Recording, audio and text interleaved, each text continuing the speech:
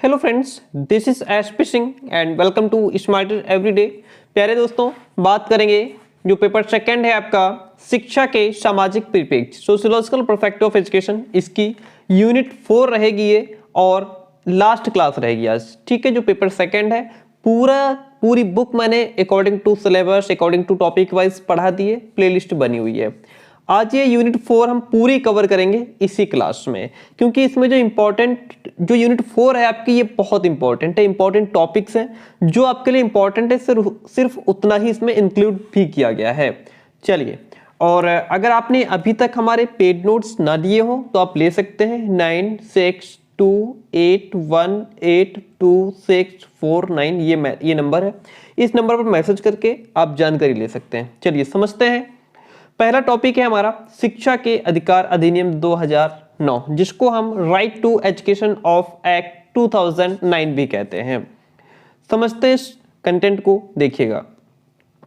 विश्व में सबसे अधिक निरक्षर भारत में रहते हैं। कितनी दुर्भाग्य की बात है कि पूरे विश्व में सबसे अधिक निरक्षर या यूं कहें अनपढ़ लोग कहाँ रहते हैं?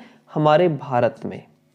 इस अभिशाप से देश को मुक्ति दिलाने के लिए निःशुल्क एवं अनिवार्य शिक्षा पाने का अधिकार अंततः 1 अप्रैल 2010 को स्थापित किया गया। इसी अंततः, यहाँ पे अंततः नहीं अंततः लिखा हुआ है, ठीक है। तो इसी अभिशाप को दूर करने के लिए कि भारत में बताओ सबसे ज्यादा निरक्षर अनपढ़ लोग भारत में हैं, इसको कैसे दूर किया जाए? तो इसको हम दूर तभी कर सकते हैं कि एक तो शिक्षा अनिवार्य कर दी जाए, सबको शिक्षा लेनी पड़ेगी, सबको पढ़ना पड़ेगा, और दूसरी बात निःशुल्क करती जाए कि भाई फ्री में आकर के पढ़ो। ये जो है 1 अप्रैल 2010 को प्रतिस्थापित किया गया। अतः सन 2002 में संविधान के 86वें संशोधन द्वारा शिक्षा पाने के अधिकार को मौलिक अधिकारों में शामिल करने के लिए सन 2009 में निःशुल्क एवं अनिवार्य शिक्षा पाने का अधिकार अधिनियम 2009 पारित किया गया।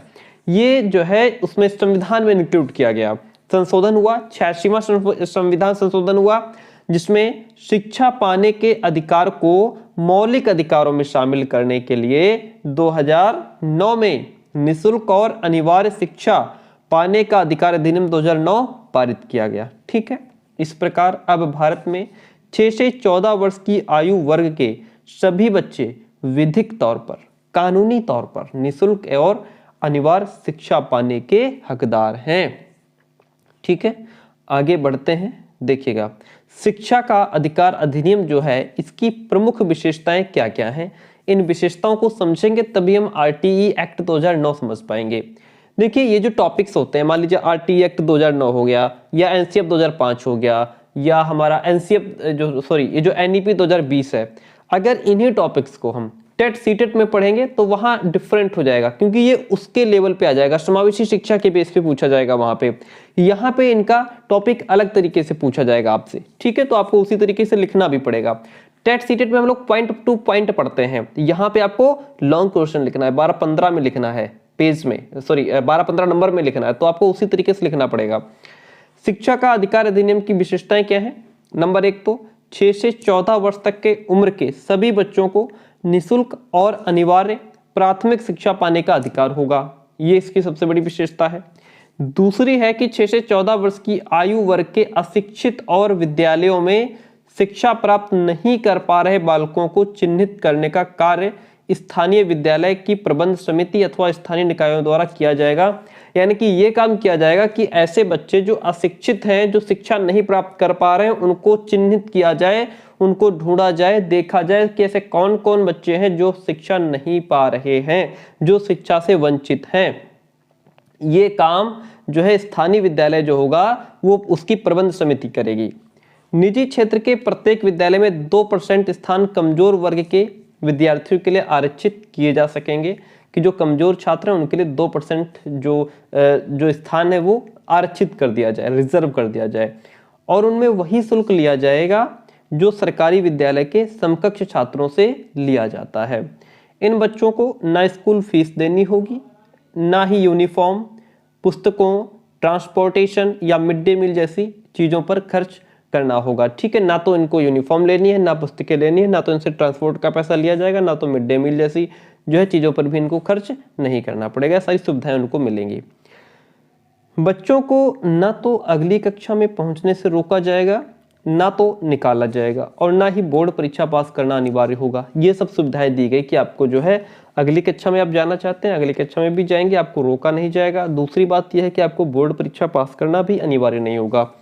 कोई स्कूल बच्चों को प्रवेश देने से इनकार नहीं कर सकेगा। सभी प्राइवेट स्कूलों में पहली कक्षा में नामांकन के दौरान कमजोर वर्ग के बच्चों के लिए 25% सीटें आरक्षित की जाएंगी।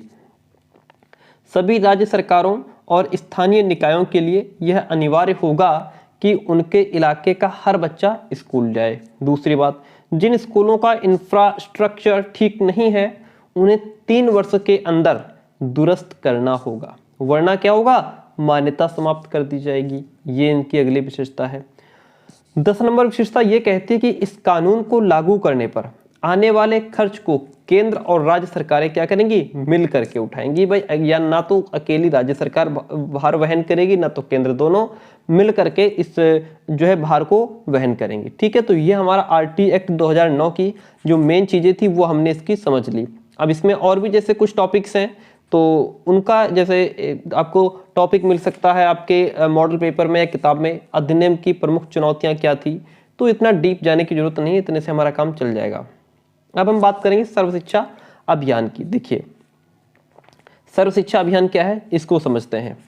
सर्व शिक्षा अभियान कार्यक्रम वर्तमान समय में भारत की शिक्षा व्यवस्था में सभी को शिक्षा, सर्व शिक्षा का मतलब हो गया सभी को शिक्षा, ठीक है, देने के लिए चलाया जाने वाला एक कार्यक्रम है जिसका आरंभ 2001 में किया गया था। कब किया गया था, 2001 में किया गया था। यह भारत सरकार का एक कार्यक्रम है जिसकी शुरुआत अटल बिहारी वाजपेयी द्वारा एक निश्चित समय अवधि के तरीके से प्रारंभिक शिक्षा के सार्वभौमिकरण को प्राप्त करने के लिए की गई थी। ओके, चलिए आगे बढ़ते हैं, नेक्स्ट पॉइंट को समझते हैं। जैसा कि भारतीय संविधान के 86वें संविधान संशोधन द्वारा निर्देशित किया गया है, जिसके तहत 6 से 14 साल के बच्चों की मुफ्त और अनिवार्य शिक्षा के प्रावधान को मौलिक अधिकार बनाया गया है। इस कार्यक्रम का उद्देश्य क्या है कि 2010 तक संतोषजनक गुणवत्ता वाली प्रारंभिक शिक्षा के सार्वभौमिकरण को प्राप्त करना है। सार्वभौमिकरण का मतलब क्या हो गया कि कोई भी व्यक्ति शिक्षा से, कोई भी बच्चा शिक्षा से छूटना नहीं चाहिए, सार्वजनिक तरीके से शिक्षा देनी है, सबको सब तक शिक्षा पहुंचानी है। और इसके लिए प्राथमिक विद्यालयों के प्रबंधन में पंचायतों को प्रतिभागी प्राथमिक शिक्षा को उच्च स्तर पर ले जाने की अभिव्यक्ति है, यानी कि वो शिक्षा को उच्च स्तर पर ले जाने का प्रयास करेंगे। इसमें एक तो ये भी व्यवस्था लागू की गई है कि केंद्र और राज्य दोनों की साझेदारी हो। इस प्रकार ये विद्यालय प्रणाली के सामुदायिक स्वामित्व के द्वारा प्रारंभिक शिक्षा को सार्वभौमिक बनाने का भी प्रयास किया गया है। ये गुणवत्तापूर्ण बेसिक शिक्षा की मांग की पूर्ति के लिए चलाई गई योजना थी और गरीब बच्चों में मानव क्षमताओं को सुधारने का अवसर प्रदान करने का भी एक प्रयास है। और इस योजना में 8 कार्यक्रम भी इसमें शामिल हैं। चलो आगे बढ़ते हैं। सर्व शिक्षा अभियान के उद्देश्य क्या है इनको समझते हैं। विद्यालय शिक्षा गारंटी केंद्रों, वैकल्पिक विद्यालयों या विद्यालयों में वापस अभियान द्वारा वर्ष 2003 तक सभी बच्चों को लाना, ये इसका उद्देश्य था। क्या उद्देश्य था कि जो है विद्यालय में सभी बच्चों को 2003 तक सभी बच्चों को वापस लेकर के आना है। ठीक है, 2003 तक सभी विद्यालय, शिक्षा गारंटी केंद्र, वैकल्पिक विद्यालय, स्कूल को वापस कैंपस में लाना। 2007 तक सभी बच्चे 5 वर्ष तक की प्रारंभिक शिक्षा पूरी कर पाएं। 2007 तक सभी जितने भी 5 वर्ष के बच्चे हैं वो क्या करें, प्रारंभिक शिक्षा अपनी पूरी कर पाएं। 2010 तक सभी छात्र 8 वर्षीय प्रारंभिक शिक्षा पूरी कर लें और 2010 तक सार्वभौमिक शिक्षा के लक्ष्य को भी प्राप्त करना है। तो ये इसके उद्देश्य थे। सर्व शिक्षा अभियान की क्या विशेषताएं रही इनको भी समझते हैं। यह कार्यक्रम देश भर में गुणवत्ता युक्त बेसिक शिक्षा की अपेक्षाओं का प्रति उत्तर है। क्या ये जो कार्यक्रम है सर्व शिक्षा अभियान, यह है पूरे देश में गुणवत्ता युक्त बेसिक शिक्षा की अपेक्षाओं का क्या है, एक प्रत्युत्तर कहा गया है। ठीक है, इस कार्यक्रम की एक निश्चित समय अवधि है जिसके भीतर प्रारंभिक शिक्षा के सार्वत्रिकीकरण की प्रक्रिया भी पूरी करनी है। बेसिक शिक्षा के माध्यम से सामाजिक न्याय को प्रोन्नत करने का अवसर, कि जो सामाजिक न्याय है उसको क्या किया जाए, प्रोन्नत किया जाए। देश भर में शारीरिक प्रारंभिक शिक्षा प्रति यह एक राजनीतिक इच्छा शक्ति की अभिव्यक्ति भी कही जा सकती है। ओके, आगे बढ़ते हैं। दूसरी बात इसमें एक ये है कि ये प्रारंभिक शिक्षा के प्रबंधन में स्वायत्त समितियों और जो अन्य तृणमूल या आधारिक संरचनाओं या व्यवस्थाओं को भी सम्मिलित करता है। ठीक है, इसके अंतर्गत केंद्र, राज्यों और स्थानीय शासन की भागीदारी का भी स्वागत है। राज्यों के लिए प्रारंभिक शिक्षा का अपना स्वयं का दर्शन विकसित करने का ये कार्यक्रम का जो है एक अवसर है, और व्यूह रचनाओं के कार्यान्वयन में सरकारी और निजी भागीदारी करने का भी अवसर भी इसमें शामिल है। इन सबके अतिरिक्त सर्व शिक्षा अभियान कार्यक्रम में मानव योग्यताओं में सुधार लाने का अवसर प्रदान करता है, कि जो मानव योग्यताएं हैं उनमें और ज्यादा इंप्रूवमेंट कैसे लाया जा सकता है, स्किल्स में कैसे डेवलपमेंट लाया जा सकता है, और एक मिशन के रूप में समुदाय द्वारा स्वीकृत गुणवत्तायुक्त शिक्षा के प्रावधान के द्वारा भी होता है। ठीक है, तो ये हमारा सर्व शिक्षा अभियान था, जिसकी विशेषताएं हमने समझी, जिसके उद्देश्य समझे और जिसके कॉन्सेप्ट को हमने समझ लिया। अब अगला टॉपिक हमारा है राष्ट्रीय साक्षरता मिशन। इसको समझते हैं। गांधी जी ने कहा था, क्या पढ़ रहे हैं, राष्ट्रीय साक्षरता mission, national literacy mission. Gandhi ji ने कहा था, क्या कहा था, निरक्षरता हमारे देश के लिए सबसे बड़ा अभिशाप और कलंक है। स्वतंत्रता प्राप्ति के बाद निरक्षरता को दूर करने के लिए प्रयास किए गए कि जो निरक्षरता सबसे ज्यादा विश्व में भारत में है, इसको कैसे दूर किया जाए। लेकिन साक्षरता की स्थिति में कोई सुधार नहीं हुआ। सिर्फ ये तो हुआ कि निरक्षरता को दूर कैसे करें, लेकिन जो साक्षरता को बढ़ाने की स्थिति में कोई भी इसमें सुधार, इंप्रूवमेंट नहीं हो पाया। सन 1951 में देश में कुल 30 करोड़ व्यक्ति ही निरक्षर थे। कितने? 1951 में देश में कुल 30 करोड़ व्यक्ति ही थे जो निरक्षर थे, जो अशिक्षित थे। सन 1981 में यह संख्या बढ़ गई, 43.7 करोड़ हो गई, और बाद के कई वर्षों में लगातार इस संख्या में गिरावट की बजाय वृद्धि होती रही। साक्षरता को मानव के विकास का एक बहुत ही जरूरी अंग मानते हुए उस समय के जो तत्कालीन प्रधानमंत्री राजीव गांधी द्वारा 5 मई 1988 को राष्ट्रीय साक्षरता मिशन नई दिल्ली में शुभारंभ किया गया। ठीक है, राष्ट्रीय साक्षरता मिशन का मुख्य लक्ष्य 15 से 35 आयु के जो लोग हैं वर्ग के 3 करोड़ निरक्षरों को सन 1990 तक और 5 करोड़ लोगों को सन 1995 तक साक्षर करने का उद्देश्य था। आगे बढ़ते हैं। राष्ट्रीय साक्षरता मिशन कार्यक्रम के अंतर्गत राजीव गांधी ने इस बात पर भी बल दिया कि साक्षरता को पढ़ने लिखने और गणित सिखाने तक ही सीमित नहीं रखा जाना चाहिए, कि भाई हमने जो है पढ़ लिया, लिख लिया और जो है हमने गणित जोड़ घटाना सीख लिया और हम साक्षर हो गए। राजीव गांधी ने कहा कि सिर्फ इसको यहीं तक सीमित मत रखो, बल्कि देश के परंपरागत मूल्यों, सांस्कृतिक विरासत के साथ भी इसको जोड़ना है।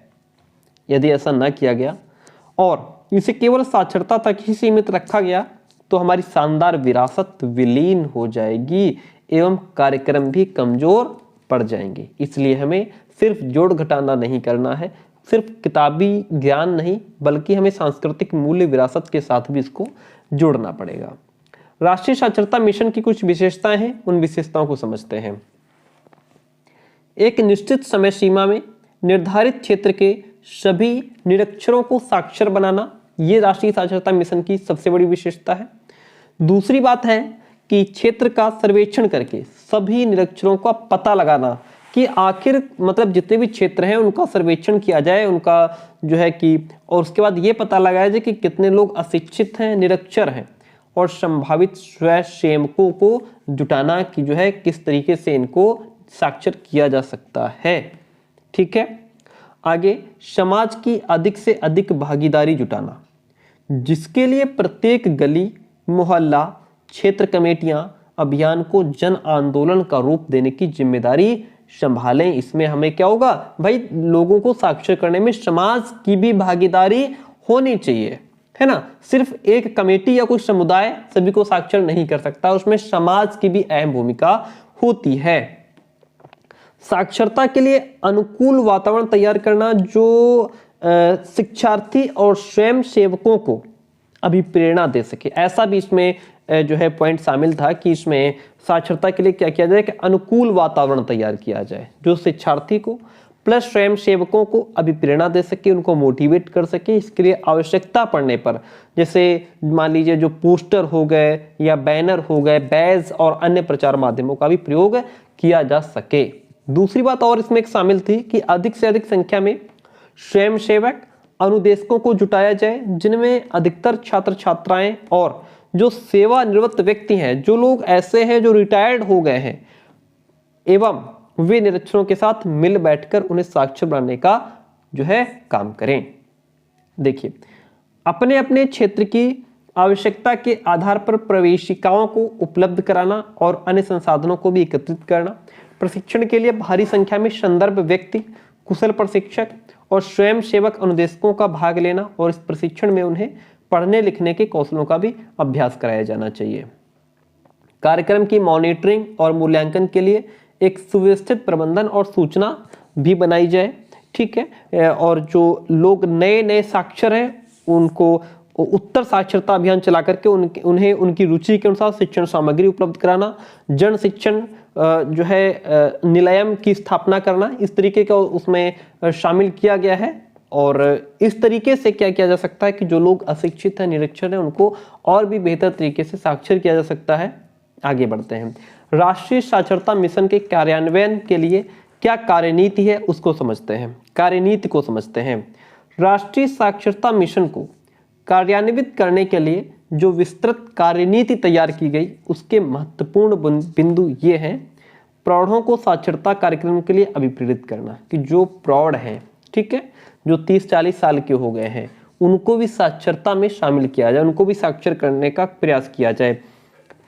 जन सहयोग प्राप्त करने का प्रयत्न किया जाए कि जो है समाज का सहयोग मिल सके।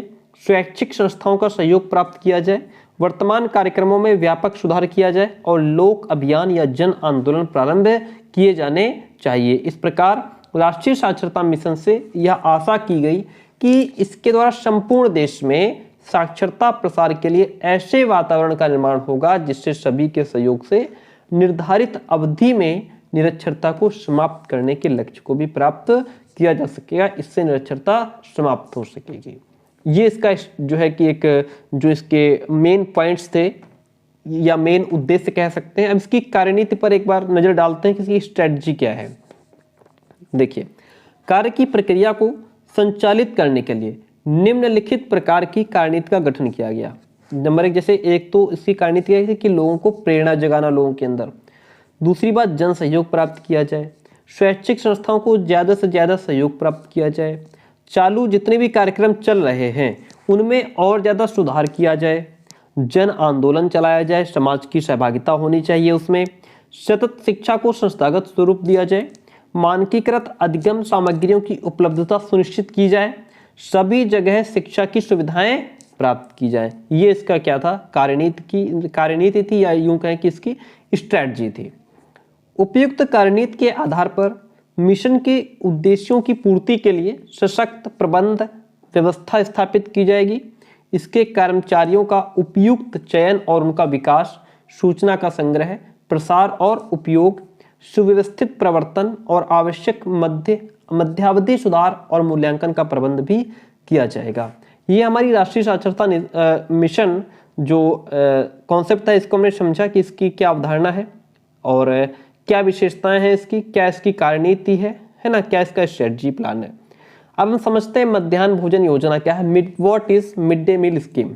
देखिएगा, मध्याह्न भोजन योजना भारत सरकार द्वारा भारत सरकार तथा राज्य सरकार की समवेत प्रयासों से संचालित केंद्रीय प्रायोजित योजना है, जिसमें भारत सरकार और राज्य सरकार ने मिलकर के काम किया है, जिसे ये सोच करके शुरू किया गया था कि अधिक छात्रों के नामांकन और अधिक छात्रों की नियमित उपस्थिति के संबंध में स्कूल भागीदारी पर मध्याह्न भोजन का महत्वपूर्ण प्रभाव पड़ता है।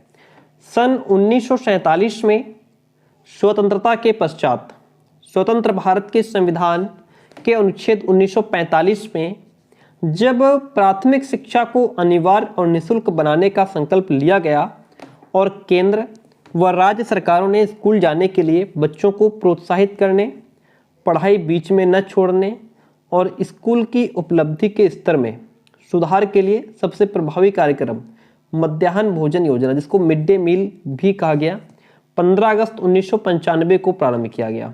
कब प्रारंभ किया गया? 15 अगस्त 1995 को, जिसका मुख्य उद्देश्य स्कूलों में नामांकन बढ़ाना था कि किसी भी तरीके से स्कूल में नामांकन बढ़ाया जाए, स्कूल में जो एडमिशन कम होते हैं उनको किस तरीके से बढ़ाया जाए। ये उद्देश्य था कि अगर हम इस विद्यालय में मध्याह्न भोजन योजना चला देंगे, बच्चे विद्यालय में ही खाना खाएंगे, तो कई बार बच्चे जो है खाना खाने के चक्कर में ही विद्यालय आएंगे, है ना, कि वहाँ स्कूल में अच्छा अच्छा खाना खाने को मिलता है। गरीब घर के परिवार के बच्चे होते हैं, उनको उस तरीके का भोजन नहीं मिल पाता। इस उद्देश्य से सरकार ने मिड डे मील योजना शुरू की। उन्हें बनाए रखना, बच्चों की उपस्थिति और बच्चों के बीच पोषण स्तर को बढ़ाना, सुधारना है। ठीक है, ये मध्याह्न भोजन योजना। प्रारंभ में इसके अंतर्गत प्राथमिक विद्यालयों में पढ़ने वाले बच्चों को प्रति माह 3 किलोग्राम गेहूं और चावल देने की व्यवस्था की गई। पहले ये किया गया कि बच्चे को 3 किलो गेहूं और चावल दिया जाएगा, ठीक है, परंतु योजना का पूरा लाभ बच्चों तक नहीं पहुंच पा रहा था क्योंकि उसमें बिचौलिए बहुत ज़्यादा खा रहे थे, है ना, कह सकते हैं। फिर क्या हुआ, प्रदेश में दिनांक 1 सितंबर 2004 से पका पकाया भोजन प्राथमिक विद्यालयों में उपलब्ध कराए जाने की योजना शुरू की गई कि भाई जो भी हम यहाँ से भेजते हैं बच्चों तक पूरा नहीं पहुँचता है, क्या किया जाए, स्कूल में ही, विद्यालय में ही भोजन पकाया जाए, जिसे आज सभी राज्यों और केंद्र शासित प्रदेशों में चलाया जा रहा है। क्या उद्देश्य थे इसके, एक बार और समझते हैं। विद्यालय के सभी जातियों और धर्म के छात्र छात्राओं को एक स्थान पर भोजन उपलब्ध करा करके उनके मध्य सामाजिक सौहार्द, एकता व परस्पर भाईचारे की भावना का विकसित करना। देखिए, एक विद्यालय होता है, उसमें अलग अलग जाति, समूह, लिंग, धर्म से बच्चे आते हैं, अलग अलग धर्म के बच्चे होते हैं, अलग अलग जाति के होते हैं, है ना, अलग अलग समुदाय से बच्चे आते हैं। जब विद्यालय में सब एक साथ बैठ करके खाना खाएंगे तो उनके आपस में जो जातिवाद, ऊंच नीच, भेदभाव है वो खत्म हो जाएगा। ठीक है, ये उद्देश्य था मिड डे मील का। प्रदेश के राजकीय, परिषदीय और राज्य सरकार द्वारा सहायता प्राप्त प्राथमिक विद्यालयों, उच्च प्राथमिक और माध्यमिक विद्यालयों में अध्ययन कर रहे छात्र बच्चों को पौष्टिक भोजन उपलब्ध कराया जाए कि जो गरीब घर के परिवार के बच्चे होते हैं, निम्न वर्ग के, उनको पौष्टिक भोजन नहीं मिल पाता है ना, और इस तरीके से उनका शारीरिक विकास अच्छी तरीके से नहीं हो पाता, तो हम इसको पौष्टिक भोजन भी बच्चों को उपलब्ध कराएंगे।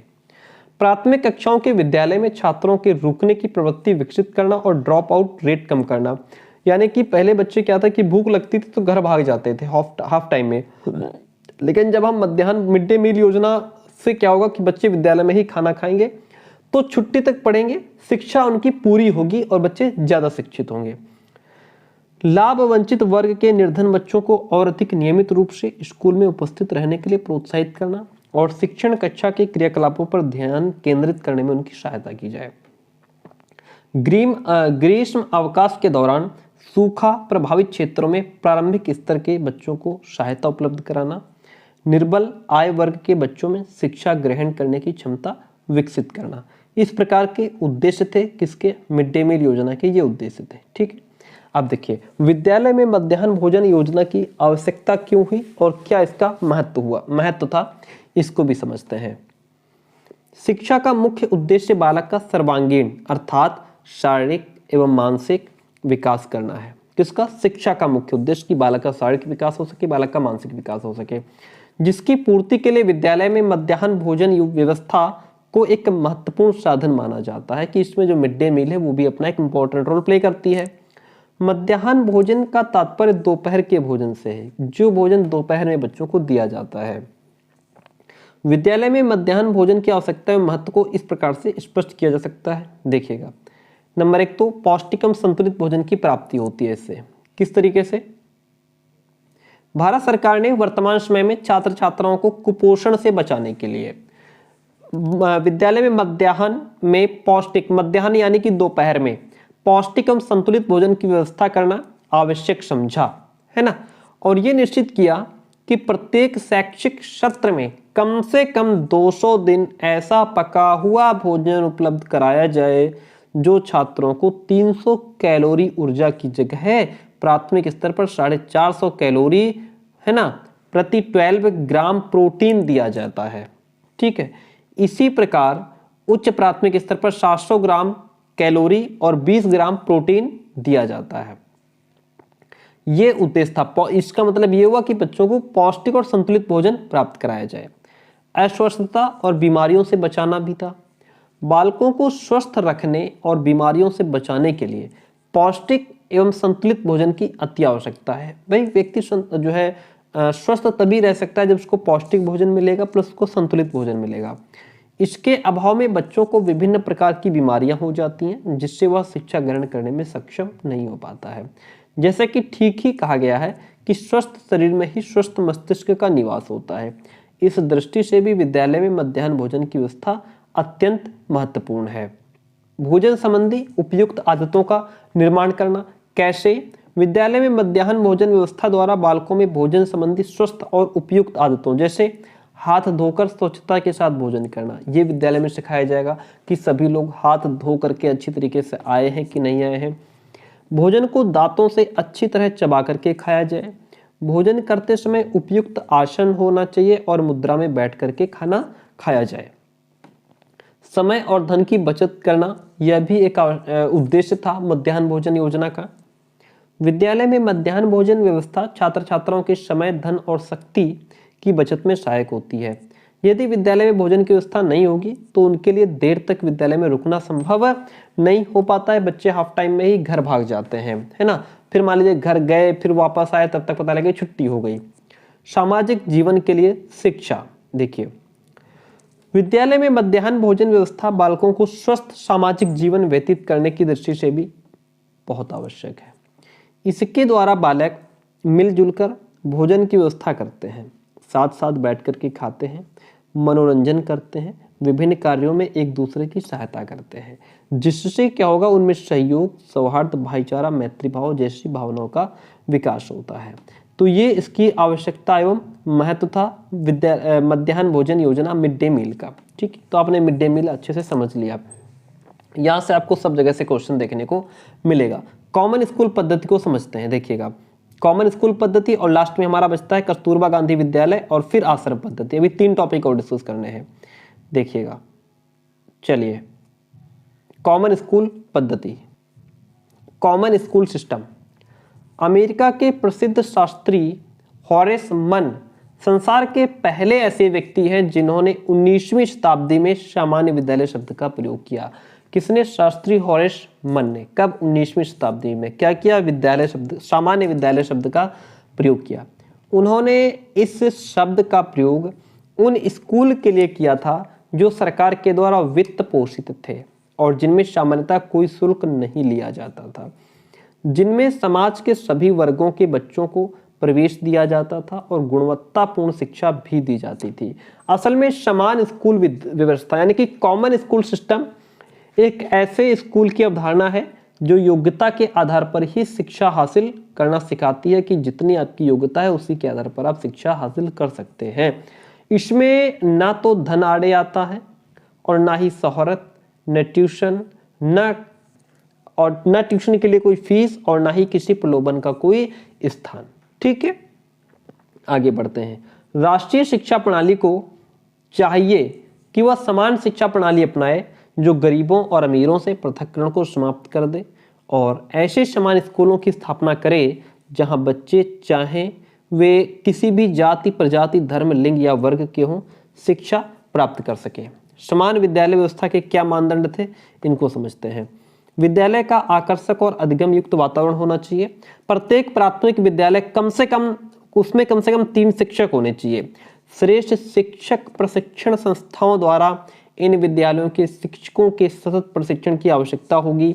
मानदंड आधारित मूल्यांकन की व्यवस्था करना तथा संज्ञानात्मक पर आधारित उपलब्धि पर अधिक बल दिया जाना चाहिए।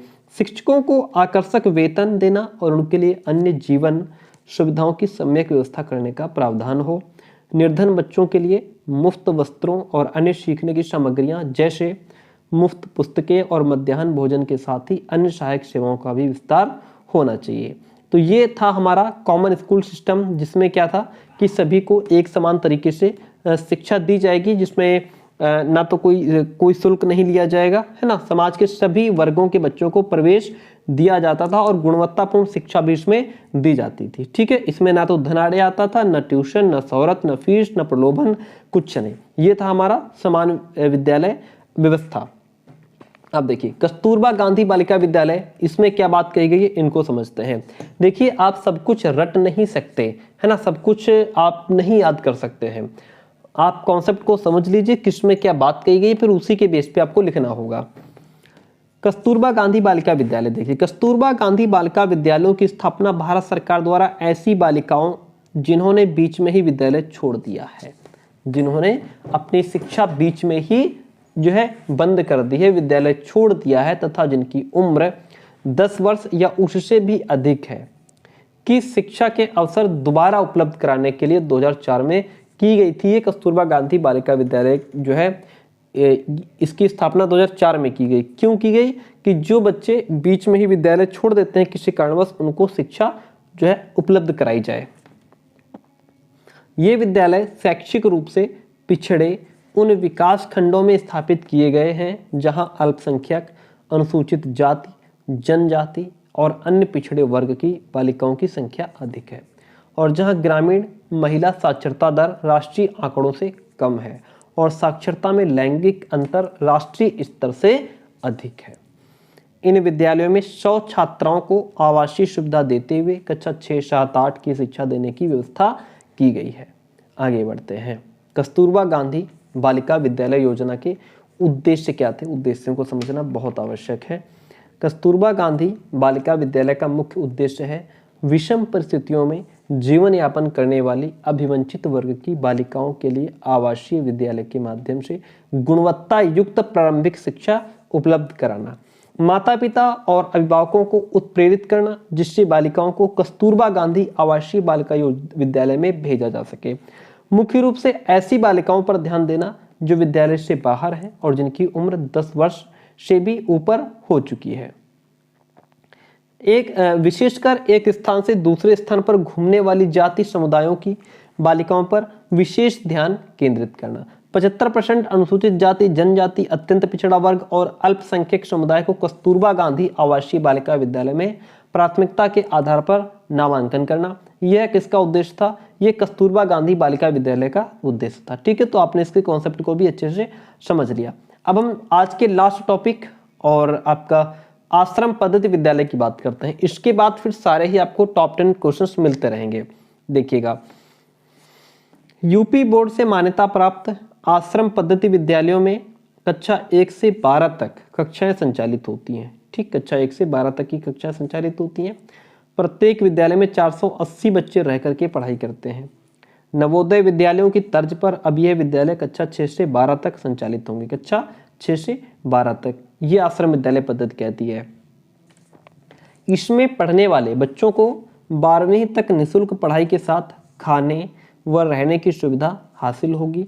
प्रत्येक क्लास में 2 सेक्शन होंगे, हर सेक्शन में 35 बच्चे पढ़ेंगे।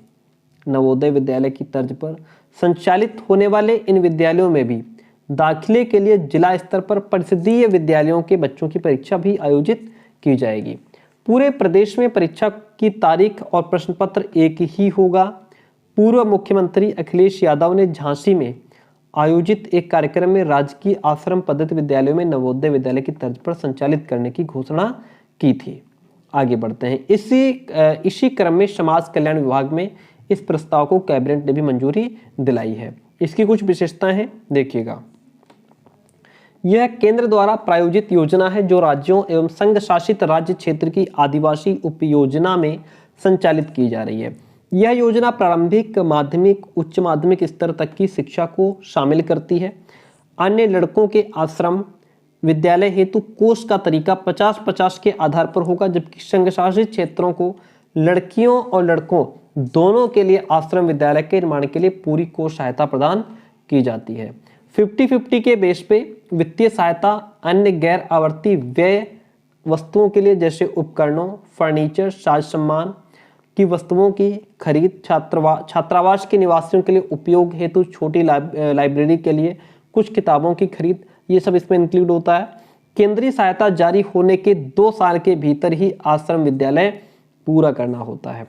मौजूदा आश्रम स्कूलों के समय के विस्तार के लिए यद्यपि निर्माण के लिए बाहरी 12 महीने की अवधि जो है निर्धारित की गई है। तो ये हमने जो है क्या समझा, आश्रम पद्धति विद्यालय।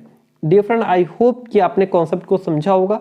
और अब हम लोग टॉप 10 क्वेश्चंस डिस्कस करेंगे। नोट्स ना लिए हो अभी तक तो आप हमें फटाफट इस नंबर पर मैसेज करके नोट्स की डिटेल्स जानकारी ले सकते हैं, कैसे मिलेंगे, कितनी फीस है। ठीक है, थैंक यू सो मच, मिलते हैं बहुत जल्दी नेक्स्ट क्लास में।